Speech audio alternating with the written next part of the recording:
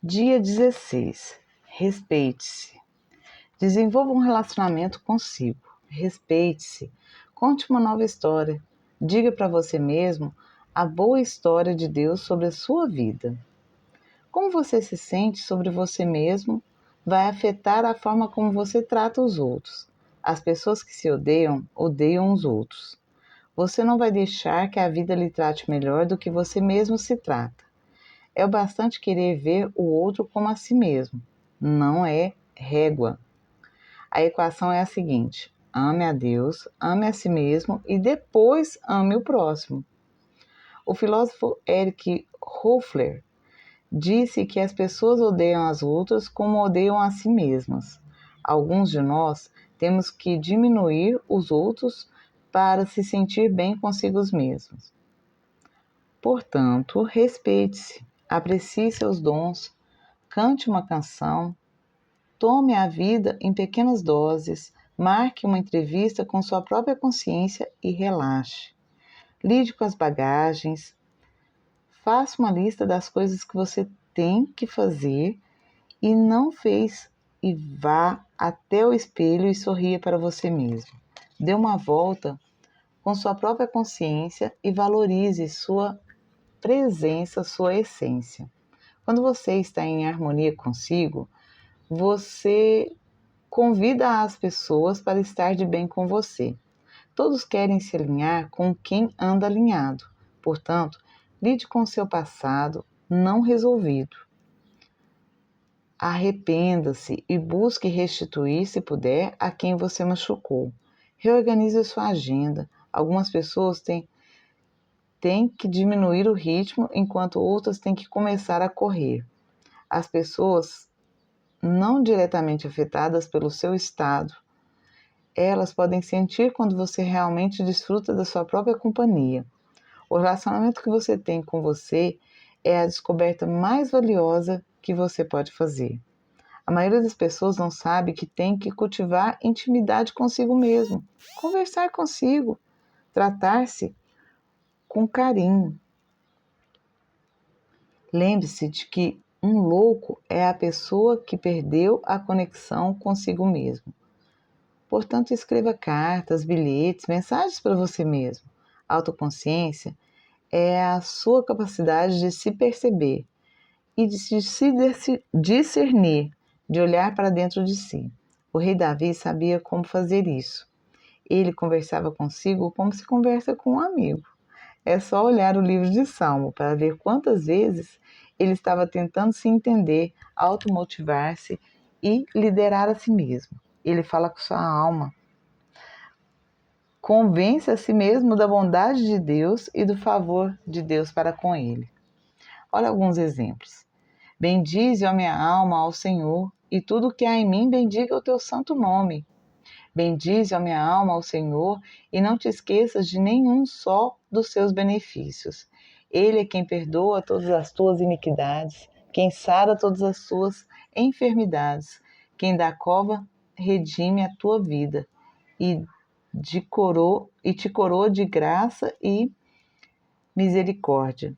Quem farta de bens a tua velhice, de sorte que a tua mocidade se renova como a da águia. Salmo 103, 1 ao 5. Por que estás abatida, ó minha alma?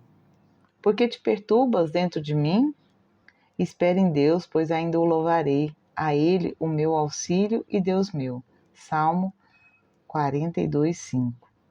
Desperta, ó minha alma, desperta, lira e harpa. Quero acordar a alva, render-te-ei graças entre os povos, cantar-te-ei louvores entre as nações. Salmo 57, 8 e 9. Hoje as pessoas estão se sabotando o tempo todo em períodos de autoaversão e ódio a si mesmos.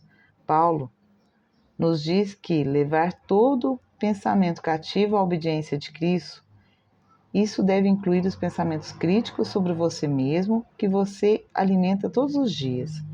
Critique seu crítico interior. Critique sua autossabotagem. Você deveria sentir um autorrespeito profundo e duradouro e não vergonha. Nós inventamos histórias o tempo todo e remoemos essas histórias por meses e anos. Editamos em nosso cérebro a nossa versão dos fatos. Colocamos a culpa nos outros. Achamos alguém responsável pela nossa miséria e fracassamos. Mas esses valores precisam ser trocados. Culpar os outros não nos faz inocente. Nossos valores estão contidos em nossas histórias. Na maledicência está contida a nossa insegurança. Entenda, ideias são poderosas. Elas podem nos libertar ou nos escravizar para sempre. Você pode ser prisioneiro das histórias que inventou para si mesmo. Pode estar preso pelas mentiras que acreditou sobre si mesmo. Saul acreditou que era o homem mais fiel do reino, era seu traidor. Perdão, gente, vou ler de novo essa frase. Saul acreditou que o homem mais fiel de seu reino era um traidor e investiu toda a sua vida para destruí-lo. Construiu uma história dentro de si que não correspondia aos fatos. Seu ciúme o enlouqueceu. Judas comeu à mesa de Jesus e depois foi vendê-lo por 30 moedas. Você já pensou em que pensamentos passaram na mente dele?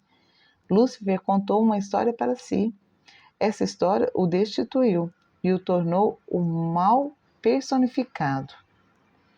A Bíblia descreve: subirei mais alto do que as mais altas nuvens, tornar-me-ei semelhante ao Altíssimo. Contudo, as profundezas do Seol, da morte, foste precipitado, lançado foste no fundo do abismo. Isaías 14, 14 ao 15.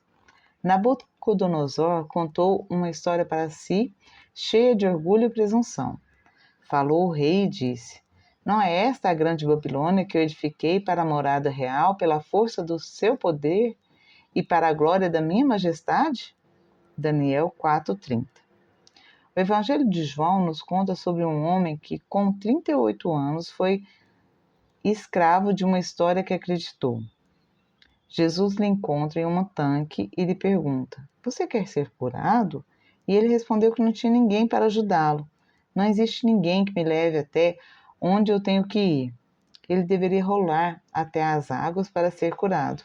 Diferentemente, a mulher do fluxo de sangue disse para si mesma muitas vezes, repetidamente, continuamente: se eu tão somente tocar o manto, serei salva.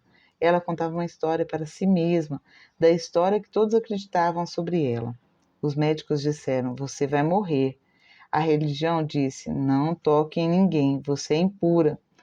O gerente do banco disse: você não tem mais dinheiro. A sociedade dizia: você é uma pária, fique longe de nós. Mas ela dizia para si mesma: se eu conseguir apenas tocar nas vestes de Jesus, serei curada. Mateus 9:21. Quantas histórias você está contando para você? Jó estava doente, mas contou uma história para si e acreditou. A despeito dos seus amigos, da sua esposa, das suas perdas, ele disse: eu sei que o meu Redentor vive e que, por fim, ele me levantará sobre a terra e em minha carne eu verei a Deus. Às vezes nós contamos histórias que inventamos para nós mesmos sobre os outros, ou por vezes acreditamos nas histórias que os outros contaram sobre nós, ou para nós. O pior é quando cremos nas histórias que o inimigo nos conta sobre os nossos erros e falhas do passado. Ele tenta nos fazer acreditar que nossos pecados não têm solução. Contudo, Deus decide contar a nossa história a seu próprio modo. Ele não vê o retrato, mas o filme inteiro. Ele não julga o momento, mas o processo. Noé não é um bêbado, assim como Abraão não é um mentiroso e Davi não é um adúltero. O que define alguém não é o seu retrato de um tempo, mas o filme da sua vida. Deus considera o todo e não uma parte. Davi é chamado de homem segundo o coração de Deus, Abraão de pai da fé, Noé de patriarca do dilúvio. Que histórias você tem contado para você mesmo? O filho pródigo disse para si mesmo: eu levantarei e irei para meu pai. E foi isso que ele fez, o que dizia para si. O que você está dizendo para você mesmo? Qual a crença que você tem de si mesmo? Erasmus de Roterdã, em seu livro Elogio da Loucura, disse: se não tem ninguém que te elogie, elogia a ti mesmo. Quando não há ninguém para encorajar, encoraje a si mesmo. Vivemos como prisioneiros enquanto somos totalmente livres. Você precisa de uma mentalidade de campanha, não uma mentalidade de batalha. Você pode perder uma batalha e ainda ganhar a guerra. Guerras são vencidas por uma sucessão de batalhas, ou seja, uma campanha. O inimigo tem uma estratégia de assédio constante contra você. Dia a dia, ele tenta lhe desgastar para lhe vencer pelo cansaço. Alinhe-se aos pensamentos de Deus sobre você. Ajuste-se ao seu script. A natureza de Deus é contar histórias e suas histórias se tornam a nossa realidade. Veja o que Davi dizia a si mesmo. Texto do dia. Eu creio que verei a bondade do Senhor na terra dos viventes. Espera pelo Senhor, tem bom ânimo e fortifique-te o teu coração. Espera, pois, pelo Senhor. Salmo 27, 13 e 14.